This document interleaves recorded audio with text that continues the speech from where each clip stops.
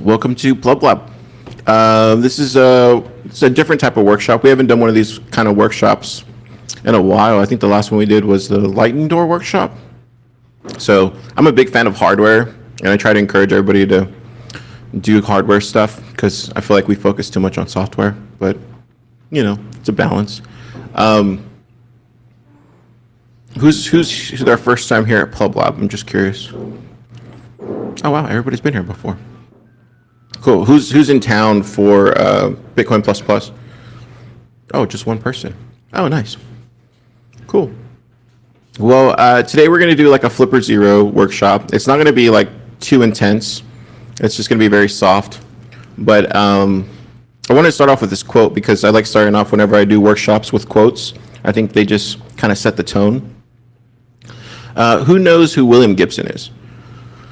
Sam? Topher? Yeah? So he's an author.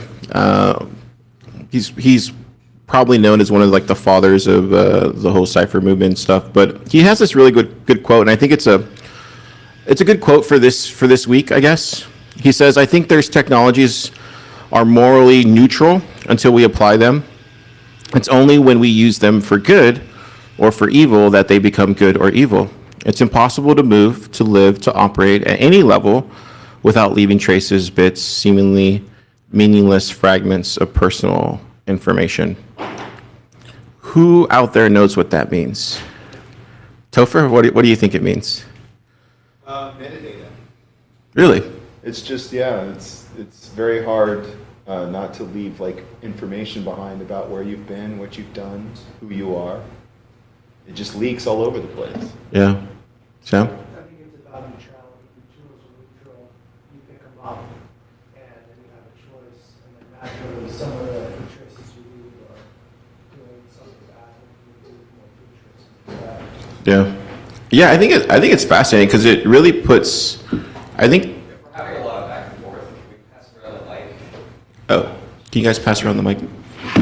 I think the really interesting thing is technology is just going to become even more advanced as time goes on, and I think it becomes even more important for us as individuals to really think through of our own principles and morals and stuff like that. So, just wanted to start off with kind of that and let you think about it as you drive home or hang out this weekend.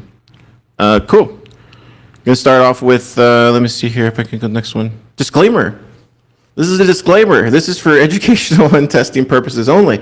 I'm sure there's people in the room that are curious of like what type of testing we're going to do today. A lot of it's just for, you know, I think the best thing I found using this device preparing for this workshop was just how much stuff inside my own place that is just not safe. Like it's scary how when you're testing your own equipment, you're like, oh crap, like somebody could literally do this. So we'll go through a couple tests. Just keep in mind, like if you have like a phone or something, at some point I'll tell you to turn it off just because you don't want to get spammed. But there's we'll be doing some tests. But just also, if you're watching this from the rest of the world, this is just a disclaimer letting you know that misusing the Flipper Zero can lead to serious and legal consequences, including penalties, fines, and criminal charges. So. This is really more so just for testing your own equipment and making sure you don't have vulnerabilities at your home or on your network. So, yeah, be smart. Cool. Let's go to the next one. Who knows what the Flipper Zero is? So pretty much half the audience? Okay, cool.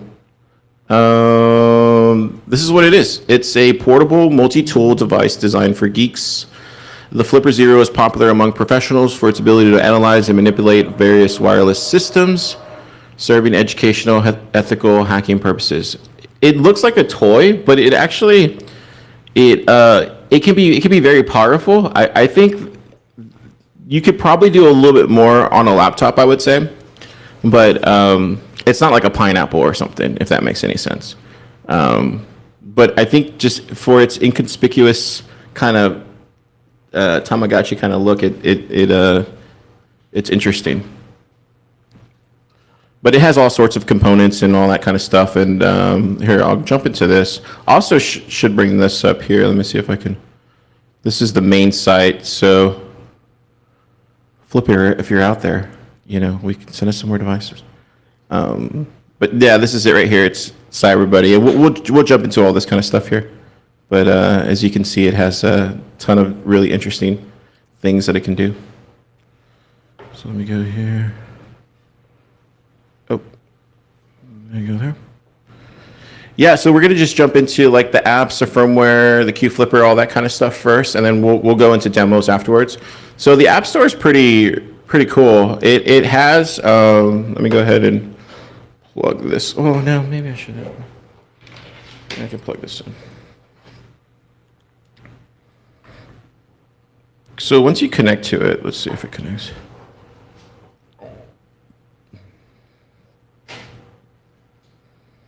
Yeah, once you connect to it, you can see all the different firmwares you can install. You can update to the latest firmware. There's apps here that you can download. They're in subcategories. They even have a CLI and all that kind of stuff. So there's that. Let me go back here.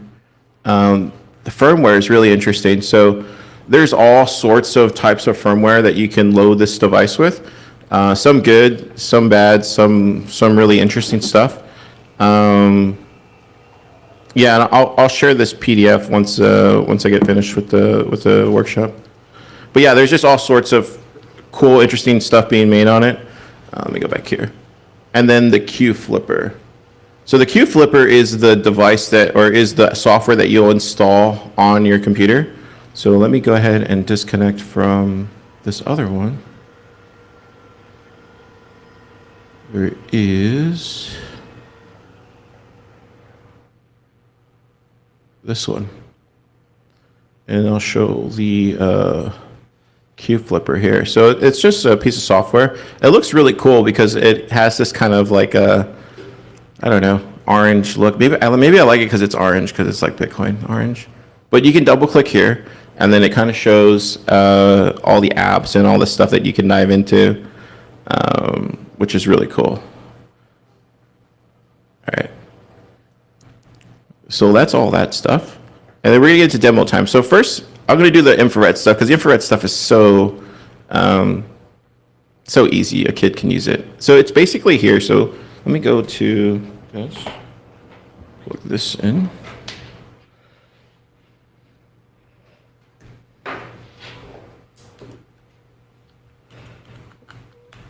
So I'm connecting it right now to the video game module. And if you can see that. So we're going to head over to infrared on here. And so as you can see there's universal remotes. So what it will do is really, or actually let me go to this one first. So you can do a learn new remote. And so we can take this like Roku remote, and then it just automatically reads it. And so you see that it says 11 samples. Ah, crap. And then you just name it. So let's just name it that. Create a new remote. So now if we wanted to, we can start adding more buttons from that remote. So if I wanted to add the OK button. Oh, shit. Sorry, Logan. Oh, okay. You could save that too as well. And then you basically you would name them different, does that make sense? You would name them different types, whatever it is, like left, right, OK, whatever it would be. And that would be the remote there. Then you can keep adding them on and on. I think the coolest one, I don't know if I have it installed or not, was the universal remotes, where it would just do TVs, and then let me see if I can do this one. So it'll just like brute force like a TV back there or something. So you just point it back there, and then you could brute force it to turn off if you wanted to. I don't know if you could see that. It's sideways. So that's some of the infrared stuff, the learn remote stuff. That's pretty easy. I think the sub gigahertz thing is really interesting, because this was like, let me go here. Oh my God.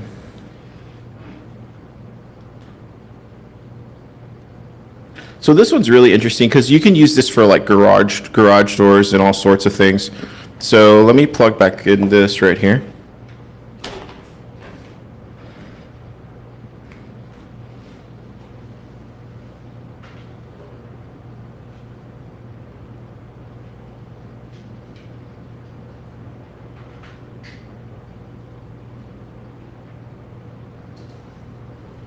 I wonder if I switched it.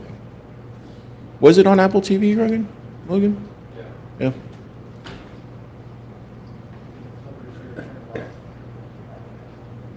Plug this back in. I think you want the HDMI input, right, for the Apple laptop? TV is the label for HDMI too, and that's the. It's okay. All right. Well, then we'll just do it from the. Oh, there it goes. Cool.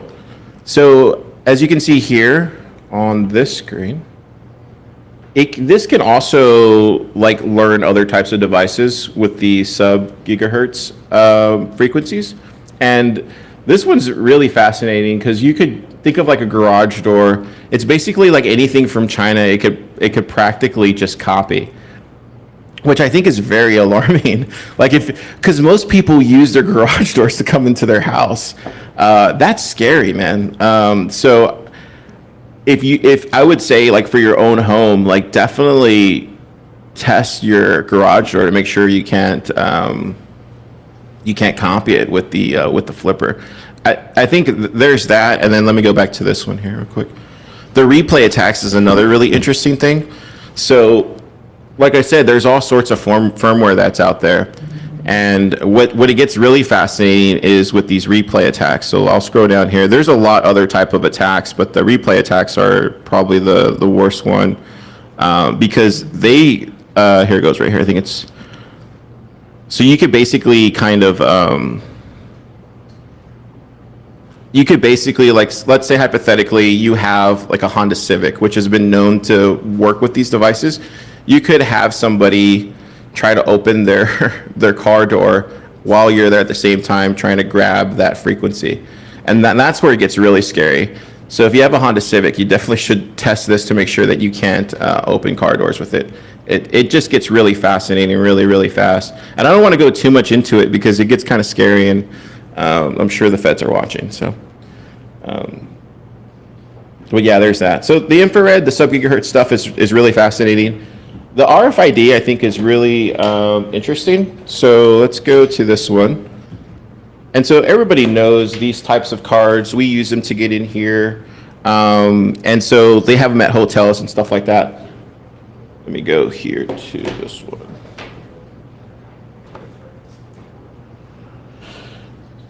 Let me go here. So we go here. Let's get out of there. So the RFID, can you guys see that? Yeah? Okay, cool.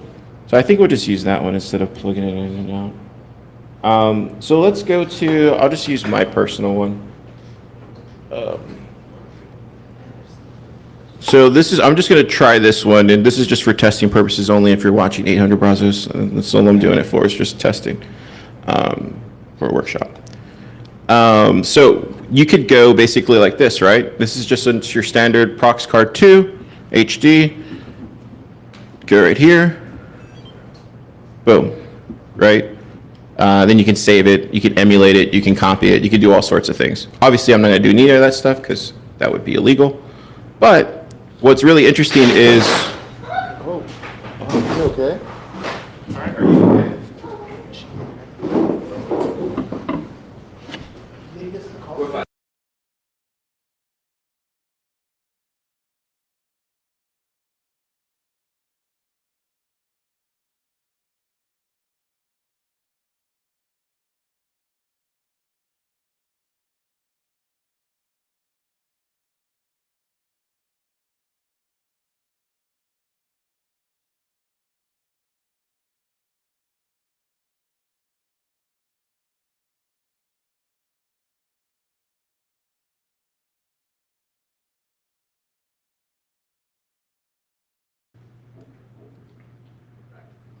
Cool. And then we also have like, this is just a standard like NFC card here. It's just one that I have. Let me show you this here. So on the NFC side, do the same thing. Boom, copied. And it's literally that simple. It's crazy how yeah, it's crazy how this device can do all sorts of things. So in this kind of sense, I would say when you're thinking through of like your home security or even your business security, it's it's something to consider that these types of cards are a potential attack vector, and that's so. There, and let me jump into the information here because it explains it a little bit better. But a lot of this stuff is because it's on the 125 frequency, and so as far as I can tell, it doesn't seem that it does. And maybe you know this, but I don't know if it would necessarily work with some of these other high-end cards that don't operate in the same frequency. So I haven't tested it with that. But it just goes to show that if you're using like really cheap China-made stuff, you're putting yourself in a situation there. Let's go back into this one. And then, so that's the NFC one too as well. Same thing, that's the one that we just did. So I guess to be fair to some of this NFC stuff, I mean, there's really not a lot you can do with it. I mean, I think if you're using NFC just in general, and I think we had a Lakos here last week, and he kind of said the same thing, that you're already putting yourself at a disadvantage. If you're, yeah, go ahead, Damien.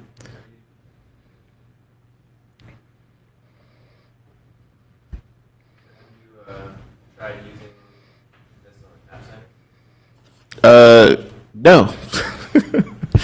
But we have some around the lab that we can test. You just had this AppSec. No, I sure did it. Anyways, so that's the RFID NFC stuff.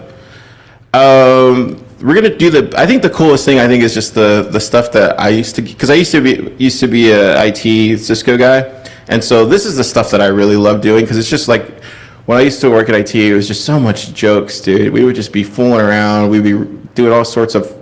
We had this thing called Hasselhoff. So if you left you left your keyboard unlocked, you would come back and David Hasselhoff would be all over your wallpaper.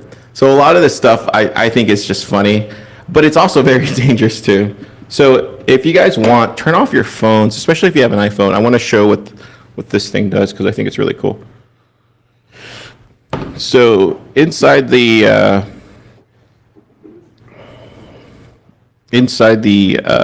flipper, you can, like I said, there's all sorts of firmwares that you can test, but this just goes to show, like, if you're a Bitcoiner, if you're somebody who cares about their privacy, your iPhone is entire. Just think of it as a public phone at this point. As anything that you see on there, anything that you store on there is, just think of it as already free and open, because it's pretty scary. I would definitely recommend Graphene and Android for a real device. But you see, we go to Bluetooth.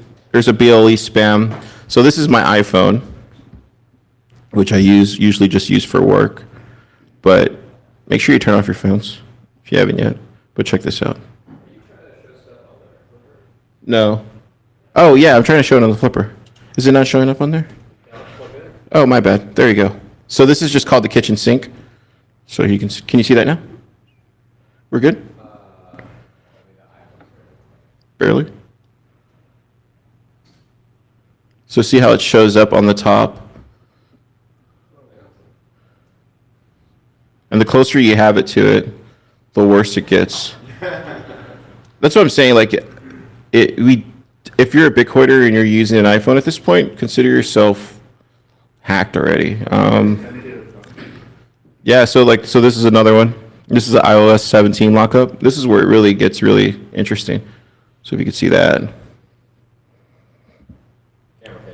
Yeah, sorry. But it's really bad. These are no longer good devices to have for privacy, or even for using, I would even say using as a phone. They're pretty dangerous at this point. So consider everything you use on your iPhone. Is this a way I can detect feds? Just hold my iPhone. I would say this is a honeypot for feds. Just make sure you have an iPhone. Let them think this is your only device. That would be my thing. So here's another thing too. So you can see it does the same thing. So it just keeps pulling up random stuff. Yeah. And it also has it for Android too as well. But if you have a graphene device, it doesn't work on Android. You can also send all sorts of stuff. It also has Windows if anybody uses Windows. But yeah, I think the thing that I learned from doing this workshop is like, if you have an iPhone, like you're screwed. Yeah, Graphene OS is private. We're gonna do a workshop on Graphene probably in the next couple of months. If yeah. No, that would be illegal. You only want to test your own devices with this thing. So that goes back to the disclaimer in the beginning. It's been a week for Bitcoiners getting arrested, so last thing I want to do is get myself arrested. Is there anything that they can actually do other than spam you on your iPhone? Like you say that your iPhone's hacked. Yeah, so there's other things that you can do. Like this can also do like a Bluetooth remote thing or even like a trigger. So hypothetically, somebody could inject a payload. That's why I'm saying if you have an iPhone and you're a Bitcoiner, consider it like not like public. Like it's hacked. What's so special about that? I think Topher, you probably can speak better to this than I can. Oh, well, I don't know if they mitigate all of these attacks, but just the fact that it's a different operating system. So it's sort of like it's security through obscurity. Also, a lot of the stuff that gets exploited has to do with these system level services. So a lot of these operating systems that are third party, they try to remove a lot of this stuff. Whereas with like manufacturers, they want all this stuff running in the background because that's how they track you. With the Yeah. telemetry data. And on Graphene, you can turn off those individual hardware, I guess, software components. Like you can turn off location, you can turn off all these things, and it's a little bit more locked down as far as what you're sharing. Yeah. Yeah, and another thing is they started with Graphene only on the Pixel 4. So they started on a single device and tried to like master that device and remove like every kind of security hole. And then they started expanding out to other Pixel devices, like you can do 5 and 6 gram like they are. So it was a pretty good approach versus like there's other like OSs that are like de-Googled OS for Android that are similar, but they all like try to deploy as main devices. Yeah, I would say just we'll do a Graphene workshop in the next couple months. Next month we're going to do a card computer workshop, but we'll do a Graphene one maybe June or July. Just real quick, I would say definitely if you're in this room, definitely get a Graphene. Like you could buy one on Amazon or however you want to order one. They're like $150 for like an old Google phone, and then just throw Graphene on it. And there's a lot of videos online. Yeah. Pro tip, swappa.com, you can get a used Graphene. I was able to find like very like good condition Pixel 7s for like $200. Nice. So. Yeah, so he said Swappa. And it's no KYC friendly. Oh, nice. Yeah. What website was that? Swappa, SWAPDA. Cool. So that's all I think the Bluetooth stuff is really, it could be fun, but it could be very scary. So the other thing is something called Wi-Fi Marauder. So this is the video game module that it comes with, or you could purchase separately. And then there's this device. This takes a little bit of time to actually get the firmware on it and to do a little bit different, but this is really scary. But as you can see, it lights up there. And it's only $30, but according to somebody online, this ship is only like $4. So the whole thing is really actually $4, but the markup is so high. Sounds like a really good business, but it's yeah. So we can go to something called Evil Portal, and we're not going to do all these because, like I said, it's been a hell of a week for Bitcoiners. Don't want to, yeah. So this is pretty simple. This is basically where you can basically load up. Think of anything, Google, Amazon, Facebook, like any type of service, spin this up, and you could be logging into it. This is why it's so important to run a VPN, because even if you were connected to something like this, and you did share those credentials through something like this, you would be able to at least obfuscate some of that. I don't know exactly how. I guess it would it cover the packet, Topher? Like as far as the credentials? Yeah, well, yeah, because your packets are encrypted and they're not being unwrapped They would be able to see the through the flipper, Yeah. so the flipper can't actually see what you're doing. yeah. So that's something called Evil Portal.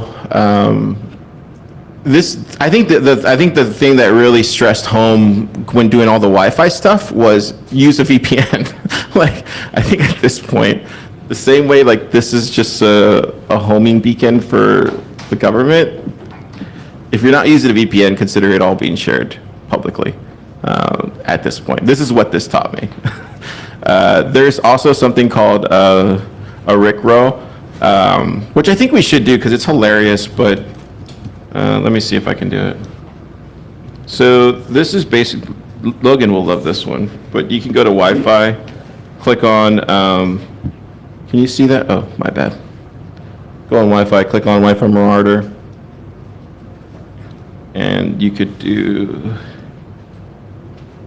there's a Rickroll attack. So you basically hit this, and so now if I were to pull up my Wi-Fi networks, it would show, never gonna give you up, never gonna let you down, never gonna run around. You love it, Logan. Logan love it. This is how Logan tests equipment. He plays Rickroll. But as you can see there, it's all right here. It's kind of hilarious. Just be careful where you do it. Like, you don't want to do this like at anywhere public. You want to test it on your own network. So there's that one, and then it'll go away. So like it'll go away after that. But I think the really interesting thing is with that type of attack, it's scary because it goes back to privacy and making sure a lot of the stuff that you put out there is private, because potentially somebody could, instead of making a funny joke, they could be putting your passwords, or they could be doing that sort of thing and blasting it everywhere. It gets really scary. There's also a beacon attack. I really didn't look too much into this, but this one's a little bit fascinating. There's Evil Portal, and I think, yeah, those are all the ones. There's some more dangerous ones, and I just don't want to cover because it gets really crazy. I think the thing I'm really trying to hit home is, in this particular section, is just make sure to use a VPN, because it's so easy at this point. And then, yeah, just real quick, let me share a couple of these other things. So, like I said, they have this device. It's called a video game module. And with this device here, you can, and this just got released not even a month ago or 2 months ago, but now you'll be able to play like other types of games with this kind of like accelerometer or something, or gyroscope. So if you go here to this one,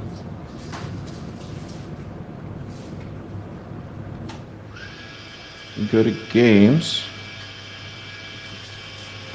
and there's this thing called Air Arcanon. You can see that.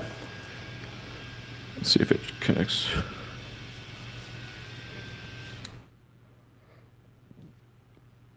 Does it see it?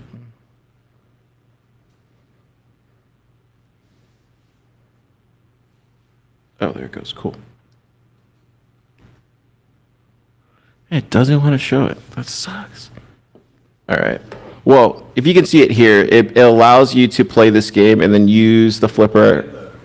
Yeah, because I'm gonna have to go back and forth, and you can go sideways. And it there's only like 2 games that you can currently use on it. So there's that. There's also CLI on the Flipper Zero. Let me go here. I didn't make it. And you can do that through QFlipper. Where is QFlipper? Or no, not QFlipper. You could do that through PlebLab. There's also a ton of other stuff like a crypto wallet, which I think you guys might be interested in. I want to fork this and just make it Bitcoin only. So, but you can install. Let's see if it shows it now. There, maybe it goes there. So you click on apps. I think it's under tools. Let's see if it's here. Oh yeah, it was right there. It uses the Trezor libraries for this wallet. But you see how it says there, it says loading? Oh, is it?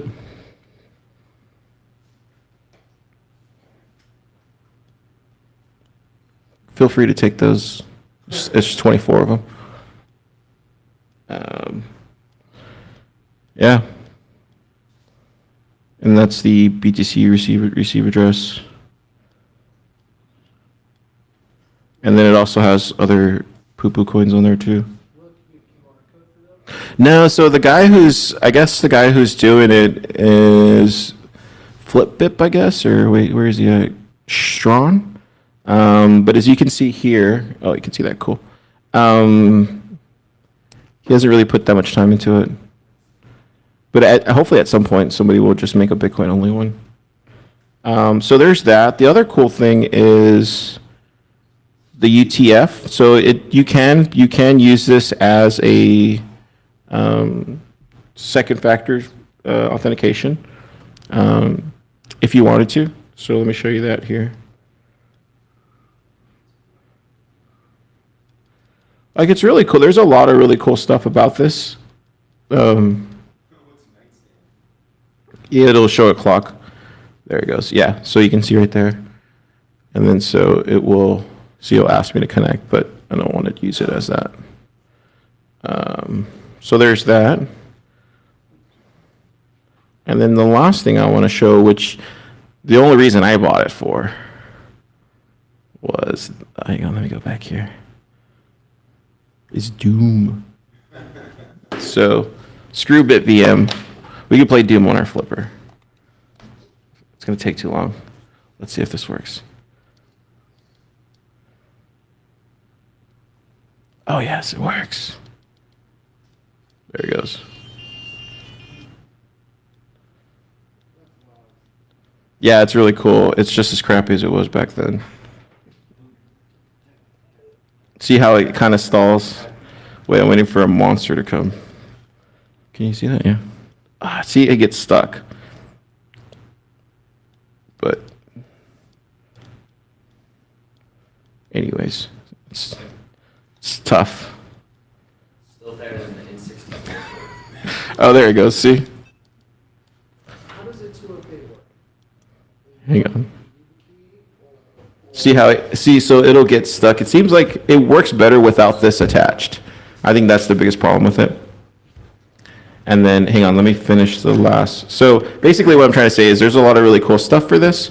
And then these are all the resources. Oh, my bad.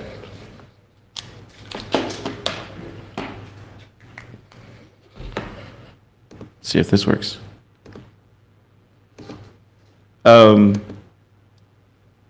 These are all the resources that I use to do all this stuff. I'll share this afterwards. But there's a lot of really cool developers and hobbyists adding to it.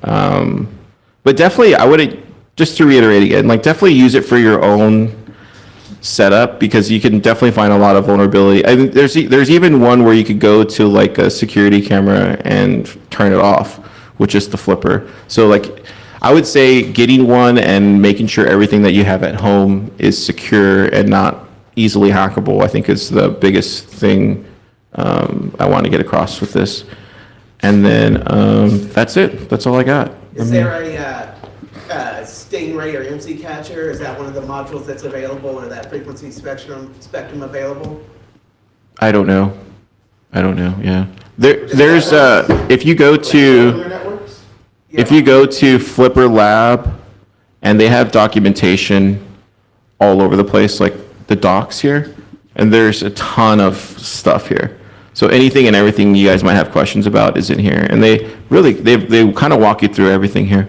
I think the biggest problems that I had with it was the video game module and then the Wi-Fi stuff. So I think the more stuff that you add, because there's certain like hoops you have to jump through, whether it's like the Silicon Labs firmware you have to install first on this, and then yeah, that kind of thing. So what about the antenna? That's a pretty wide frequency spectrum, like, you know, on a skin or something like that. You'd maybe be concerned about, you know, an antenna for that wide of a range. Did you ever have to like tweak anything for decent reception or transmission? I don't know the answer to that question, to be honest. Yeah, it really just depends on, I guess, the placement of the device and where you're at. Yeah, that's what I would say to that, yeah. Yeah, it wouldn't be that strong, so you'd have to be pretty close to the device. They do, I don't know if I should bring this up, but they do have other devices that are being imported from China. And this is the scary stuff that most people aren't talking about. But there's some other devices that you can purchase online in America from China that they're shipping here that can take down planes. And that's the scary part. Yeah. And that's what we were talking about all that stuff yesterday. I don't think people realize just how much communism is really coming to our shores, and it's a definite attack on America. And that kind of stuff is just like ridiculous. But this can't do that. This is not for that. So I would just be very mindful of all that kind of stuff. So yeah. So while you're using this, does it have to go to the internet for any protocol or? No, everything's on the device. Yeah, everything's on the device. It'd be like basically like running Kali, right? Like you could run Kali on a laptop and then do a lot of this stuff. It's kind of very similar. This has a little bit more hardware attached to it, so you can do a little bit more fun stuff. If I was still in IT, and I would carry one of these with me, because there were times where we would be locked out of a network that we were managing. And so the sysadmin just took off and like said, screw you guys, and then kind of just, yeah, and you had to go in there and like redocument everything, find out what was going on, where do you put this, and so you need to brute force your way in. So I can see why this would be very valuable, or sometimes you're just a dumbass and you lock yourself out of your own network. So this is where this would be valuable, especially on the field. But I think for just the average hobbyist or the person at home watching is use it on your own network to make sure there's no vulnerabilities there. Whether that's security cameras, your garage door, your Honda Civic, your front door, your Ring doorbell, whatever you're using that's connected to the internet, that kind of stuff. Yeah. Let me see here. Let me go back.